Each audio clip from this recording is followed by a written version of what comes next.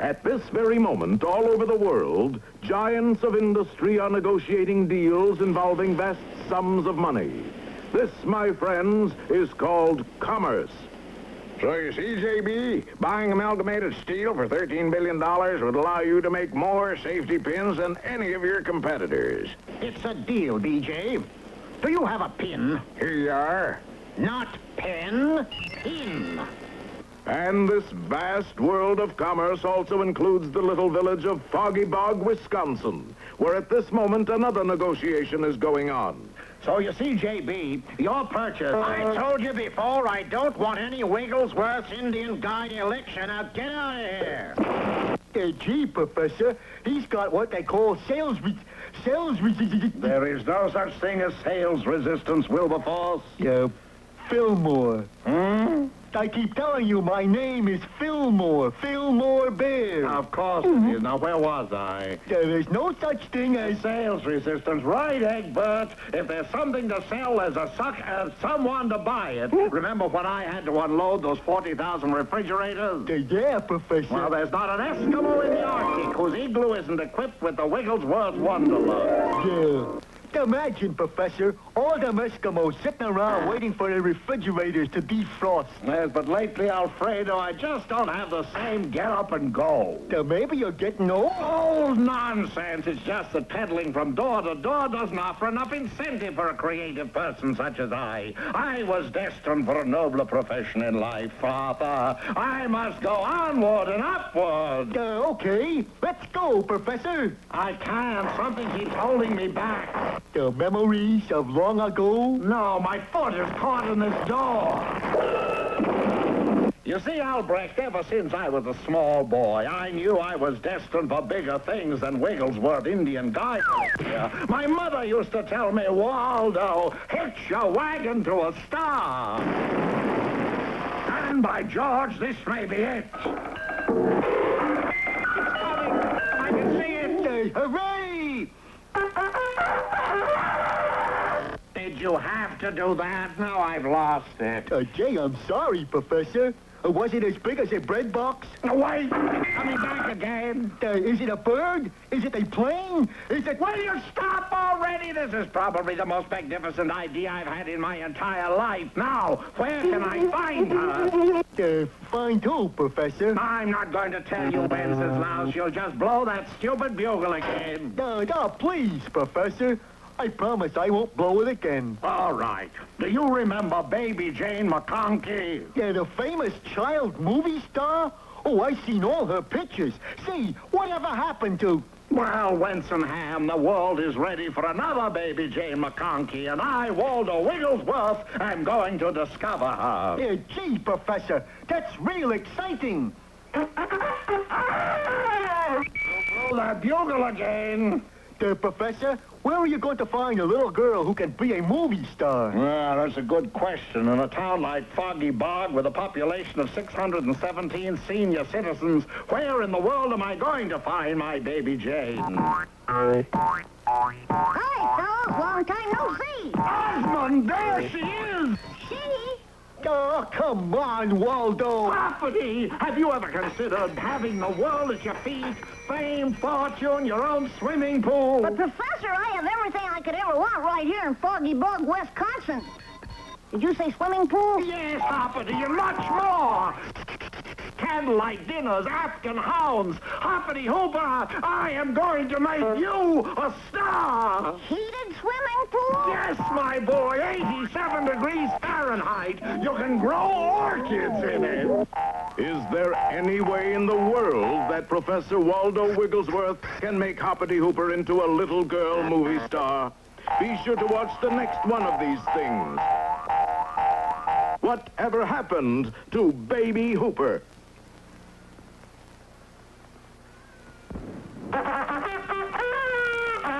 Well, here we go, kid. Back to the land of situation comedy. As you will remember, in our last episode, Professor Waldo Wigglesworth promised to make Hoppity Hooper a star.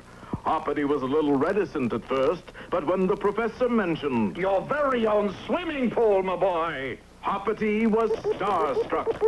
What do I have to do, Professor? Well, first of all, we need a long blonde wig. A long blonde wig. Naturally, my boy, how else can you appear in my box office smash? What box office smash? Son of Baby Jane. Professor? Yes, Egbert? Whatever happened to Baby Jane? But, Professor, I want to be myself. Gee, I can dance and sing, and I can do terrific bird calls. Listen. That was a bird call? Sure, that was a Baltimore Oriole. Sounded more like an Arizona horned toad. It's got kind of a beat to it, though, Waldo. Listen.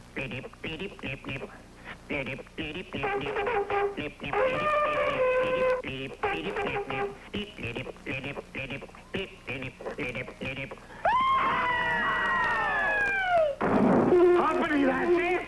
It's a new sound. Here, put on that wig. You are now my singing sensation, Baby Hooper. And so, almost overnight, Baby Hooper was the new croak and roll sensation. Come on, all you folk. Yeah, yeah. Come and do the croak. Yeah, yeah. Hold your breath and thump your chest, and that's the way they croak. Yeah, yeah. Teenagers all over the nation picked up the new sound almost immediately. Hoppity's croak swept the nation. Now, Leon, tell the class where is the capital of the United States. D.C., teacher. That's right, Leon. D.C. is correct. Pardon me, buddy, but could you spare it for a cup of coffee? I'm sorry, but I don't have a on me. And ladies and gentlemen, if you elect me to office, I promise to put an end to, and furthermore will increase, and you will have air in every pot. You may not agree with what he has to say, but you have to admire his... Come on, all you folk. Yeah, yeah. Come and do the croak. Yeah, yeah. Hold your breath and thump your chest, and that's the way to croak. Yeah, yeah. Do you realize, Fillmore, that we have made the entire nation Baby Hooper conscious? Our fame and fortune is made. All we have to do is sit back and exploit Hoppity Hooper. Here comes Hoppity now. Oh, what's the matter, Hoppity? You look a little depressed. I want to be loved. Loved, but Hoppity, the entire country loves you. You're getting more fan mail than Lassie. But it's not me they love. Well, who then, Hoppity? It's my... I'm nothing but a new sound. Life is but a sound, Hoppity. A poor player who struts and frets his hour upon the stage, and then is heard no more. It is a tale told by an idiot, full of sound and fury, signifying nothing. Well, can I get rid of this blonde wig? The wig? The wig that's part of your image, Hoppity. That wig is a symbol. What do thousands of people do when they see that gorgeous blonde wig? They go. Yes, it's amazing, isn't it, Fillmore, how people become affected by a fad? First the twist, then the mashed potato, and now the croak. Well, old friend, I'm certainly glad that we have the intelligence not to be affected. Fillmore? Fillmore! Not you, too! Why, this is the most... Don't tell me that you're affected by my image, Waldo. Shut up, boy, and hand me that wig. Will Waldo get back his voice? Has the whole world gone? Tune in next time and see, pardon me, but your image is showing. Or turn in your wig, Waldo. I'd know you anywhere. In our last episode, if you will recall, everyone was doing the croak. Come on, all you folk. Yeah, yeah. Come and do the croak. Yeah, yeah. Hold your breath and thump your chest, and that's the way to croak. Yeah, yeah. Even Waldo was doing. Come on, all you folk. Yeah, yeah. Come and do the croak. Yeah, yeah. Hold your breath and thump your chest, and that's the way to croak. Yeah, yeah. Needy, needy, needy. The whole world had gone croaky. The only one who kept his wits about him was Hoppity Hooper. Waldo Wigglesworth, you have created a monster. Needy, needy, needy. Waldo Wigglesworth, I'll never croak again. Waldo, Waldo. Needy. Hoppity, realizing that Waldo Wigglesworth was beyond reasoning, sprung off in search of a cure for the whole croaky situation. Come on, all you folk. Yeah, yeah. Come and do the croak. Yeah, yeah. Hold your breath and thump your chest, and that's the way to croak. Yeah, yeah. Honey, we don't do that anymore. I mean, baby, the croak is out. The croak is out. I mean, you are something else, sweetie. The croak went out with the chili bowl habit. There's a whole new sound called the boing. The boing? Boing, boing, boing. What did she say? She said boing. Boing? Boing, boing, boing. Boing, boing, boing. Come and do the boing. It's not hard to loin. You grab your goil and take a twirl, and then you do the boing. Boing, boing, boing. And sure enough, the croak was out, and the boing was in. Everybody was doing the boing. Come and do the boing. It's not hard to loin. You grab your goil and take a twirl, and then you do the boing. Boing, boing, boing. Then I can go back to my own sweet, lovable image. Just plain Hooper. Poor Waldo Wigglesworth. Did you say Waldo Wigglesworth? Where is he? Boing to me. Well, Oh, come on, take me to him. but, I just knew he was near. His magnetism is drawing me to him. but we're going the wrong way. Professor Waldo is over there. Oh, Hoppity, my boy. I know this is going to break your heart, but... Confound it, Fillmore. I'm having a hard enough time bringing this to Hoppity without your interference. But, Waldo, You see, Hoppity, the public is very fickle. Though I don't know how to tell him, Fillmore, I hate to see a grown frog cry. Well, Hoppity, you know, 1 minute it's the croak, and the next... Oh, you tell him, Fillmore, I just can't seem to do it. and the next minute, it's the... Boing. Why, you did that rather well, Fillmore. But I didn't do it, Professor. Oh, my, oh, my. Susan Swivelhips, don't tell me you're the boing girl. But who else, sweetie? Do you remember the last time we saw each other, Waldo? Well, I can explain that, my dear. You left me waiting at the altar. But the sheriff was coming. We had to get out of there. Not only did you leave me at the altar, but you left me holding a hot bottle of Wigglesworth Indian elixir. Waldo, Waldo. Boing. Boing.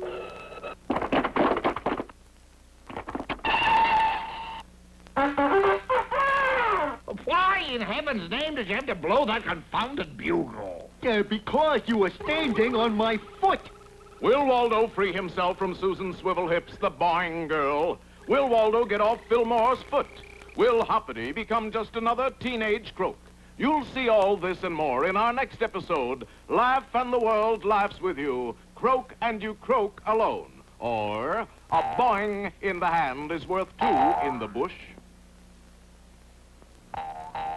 In our last episode, Waldo Wigglesworth ran into an old girlfriend, Susan Swivelhips, who he had left waiting at the altar with a hot bottle of Wigglesworth's Indian elixir. She had now become famous as the Boing. Girl. What was that for, Fillmore? You were standing on my foot. Well, I'll get off your foot just as soon as the boing girl releases my collar. And I will let go of your collar just as soon as we're married. Married? Me? I'm not the type. I'm more of a wolf, you might say. A foxy wolf. But, Waldo, don't you want someone waiting for you when you get home in the evenings? Well, I've already got Dinsmore here. Someone to set you in your easy chair? Someone to take your shoes off. Those aren't shoes, and that's me. Even read the comic strips to you. But Susan and Hart, I'm just a rolling stone. And Waldo slipped out of Susan's grasp and dashed away. Fortunately, Susan had thought to tie a rope around his ankle. He's right, Susan. He's a rolling stone. Finally, the boing girl made Waldo promise to meet her at the chapel in 2 hours. How time flies. Hey, we're all packed, Professor. Packed? Yeah, to catch the eastbound freight out of town. No, Fillmore, I'm tired of running, tired of being hunted like an animal. Then you're gonna marry up with Susan Swivelhip? No, I'm going to think my way out of this predicament. Gracious! Goodness gracious, Professor. Whatever did happen with your head there? I don't quite know, Fillmore. I think I've blown a fuse. AC or DC? I shall try again. No, Fillmore, it's no use. My brain is dead. Like a battery, it needs recharging. Don't worry, Professor. I'll have your head recharged in a minute. Turn it off, Fillmore! To fully charge, turn on current all the way for 1/2 hour. Turn it off, Fillmore! You're lucky, Waldo. You ain't got no dead cells.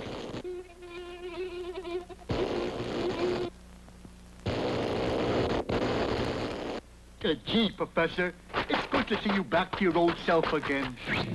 Beep, beep. Turn it off, Fillmore! Beep, beep, beep, beep. Oh, there you are, Waldo. Come on, we'll be late. We can't keep the preacher waiting. Beep, beep.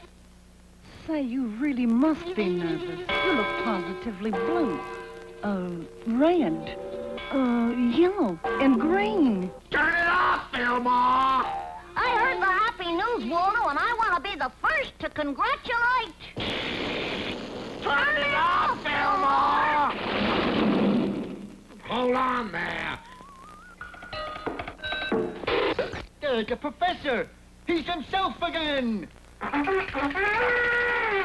Susan Swivelhips, Hoppity Hooper, do you know what you've got? A gold mine? A veritable gold mine? Hoppity, what do you do? I croak. And you, Susan, what do you do? I boing. And that's it! A croak and boing-a-nanny. A croak and a boing-a-nanny. A croak and a boing-a-nanny. Certainly, you've heard of a hoot-nanny. Well, look what they've accomplished with just a hoot. We've got a croak and a boing. So Professor Waldo Wigglesworth's Croak and Boing-a-Nanny became an overnight sensation in every college in the country. Hush your croak, little darling. Hush your boing, oh my dear. Hush your croak, boing, little darling, 'cause your daddy is here. Didn't I tell you I was a star maker? Yeah, Professor. You sure did. Turn it off, Fillmore!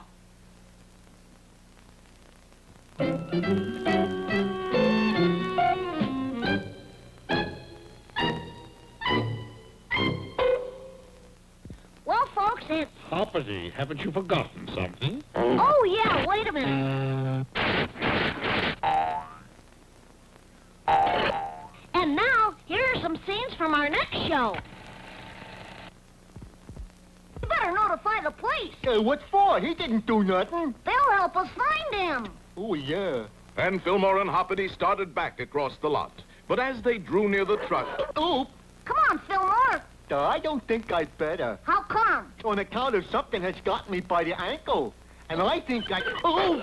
well, now we'll never know what Fillmore thought, for when Hoppity hopped to the hole, It's empty. Gee, this is awful. What am I gonna do?